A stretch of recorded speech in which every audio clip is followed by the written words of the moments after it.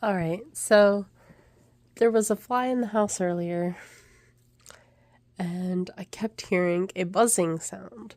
So I initially thought that it was in the light.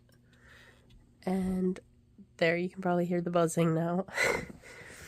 And then I was like, well, maybe it was attracted to the carnivorous plants. I have 2 pitcher plants and a Venus flytrap.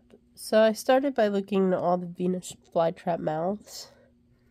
Couldn't find it. And then I realized there's a dark spot on this picture. And that is the fly. Yeah. If it would focus, there we go. It got attracted by the sap or nectar or whatever that is around the top.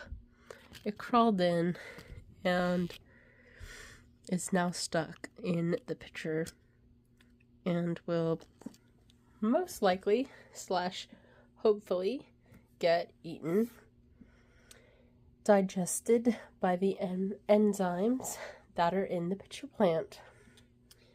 So I won't have to feed the pitcher plant.